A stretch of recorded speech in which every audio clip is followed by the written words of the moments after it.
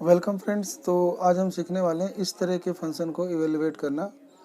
जैसे मान लो इंटीग्रेशन निकालना, तो इसमें लिखा है साइन की पावर 3x और कोस की पावर 4x, फिर साइन की पावर 2x, कोस की पावर 5x, साइन की पावर 3x, कोस की पावर 5x। तो ऐसे क्वेश्चनों को हमें कैसे करना चाहिए, तो इसके बारे में कुछ रूल्स होते हैं, उनको फॉलो करते हुए किए जाते हैं। तो चलिए हम वो रूल पढ़ लेते हैं, ठीक है।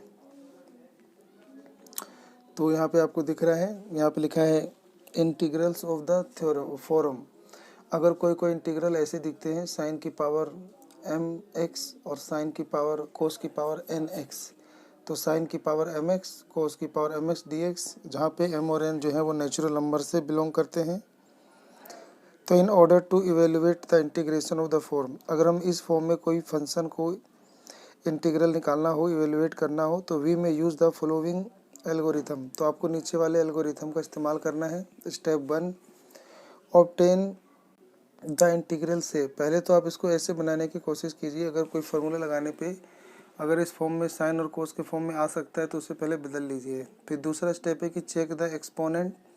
एक्सपोनेंट मतलब होता है उसका घात या घातांक, उसको चेक कीजिए। Exponent of sine x and cos x, तो इनकी पावर चेक कीजिए एम और एन है क्या। तो if the exponent of sine x is an odd positive integer, अगर आपको ऐसे चेक करने पे साइन की पावर एक ओड पॉजिटिव इंटीजर मिलती है, यानी ओड नंबर मिलता है। जैसे ओड नंबर क्या होता है, 1, 3, 5, 7, 9, जो 2 से पूरा डिवाइड नहीं होते। तो अगर साइन की पावर आपको ओड मिलता है तो आपको कोसेक्स को टी पुट करना है, याद रहे। और वही उल्टा, अगर if the exponent of cosec is an odd positive integer put sine x t. और अगर कोसेक्स की पावर अगर ओड नंबर मिलता है तो फिर आपको साइन एक्स को टी पुट करना है, ठीक है। तीसरा लिखा है कि if the exponent of sine x and cos x both are odd positive integer, तो पुट ईदर कोसेक्स टी और cos x t, sine x t और कोसेक्स टी। अगर साइन एक्स और कोसेक्स दोनों का पावर आपको ओड मिल जाते हैं तो आपको दोनों में से चाहे कोई भी लेके कर सकते हो। आप कोसेक्स को, साइन एक्स को भी टी ले सकते हो और कोसेक्स को भी टी लेके कर सकते हो, ठीक है। चौथा है कि if the exponent of sine x and cos x both are even positive integer, अगर हमें दोनों की पावर अगर पॉजिटिव इंटीजर मिल जाए, इवन पॉजिटिव इंटीजर मिल जाए, तो देन एक्सप्रेस साइन की power m x and cos x in term of sine. तो इन दोनों को या तो साइन के फॉर्म में बदल लीजिए या फिर कोसाइंस के फॉर्म में बदल लीजिए। Cosines of multiple of x by using trigonometric result. तो ट्रिग्नोमेट्रिक फार्मूला का, जिसे डी मोवेरी थ्योरम बोलते हैं, उसके अनुसार ट्रिग्नोमेट्रिक फार्मूला लगा के इनको कोस या साइन में बदल लीजिए, तब सोल्व कीजिए, ठीक है। तो ऐसे करने को ये बोल रहा है, ठीक है। Evaluate the integral obtain in step 3, तो फिर आप इसका एलिवेट कर लीजिए, हो जाएगा आपका। सब्स्टिट्यूशन मेथड से कीजिए, हो जाएगा, ठीक है। तो एग्जाम्पल हमने जो लिए थे उनको देख लेते एक बार।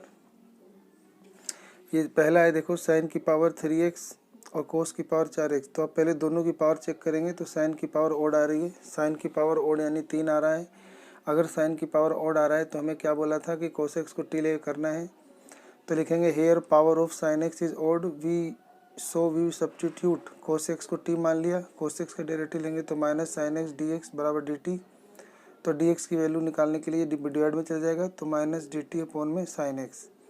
तो साइन की पावर 3x से बना देंगे और एक कोस की जगह हमने टी पुट किया था, तो कोस की पावर 4 है तो टी की पावर 4 लिख देंगे यहाँ।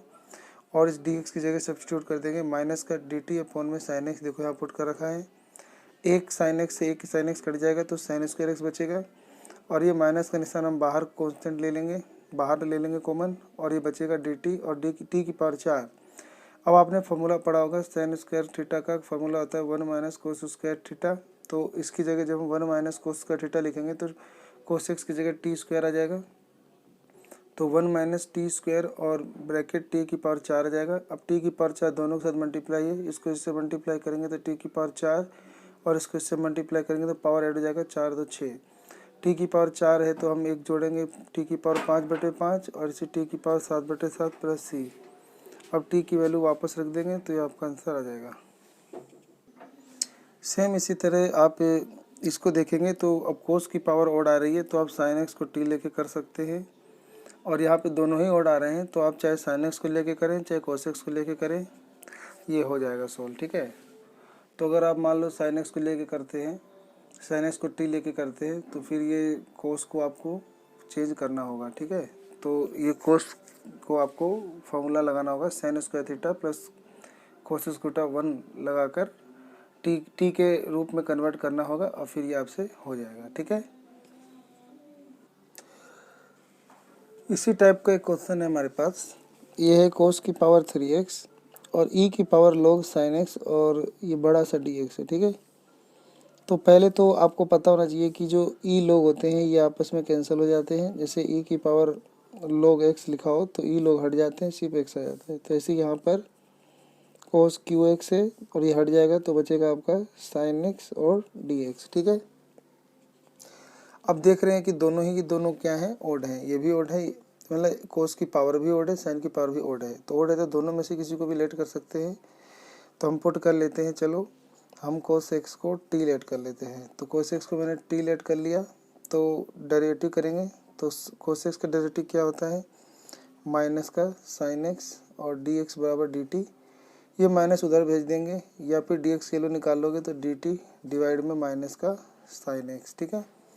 तो यहाँ पर आपका कोस की जगह आपने टी माना था तो यहाँ पे पावर 3 है तो टी की पावर 3 हो जाएगा और साइन एक्स को रहने दीजिए और ये डी एक्स की जगह पे ये लिख दीजिए आप डी टी और डिवाइड में जाएगा साइन एक्स और ये माइनस था वो माइनस हम बाहर लिख देंगे, ठीक है।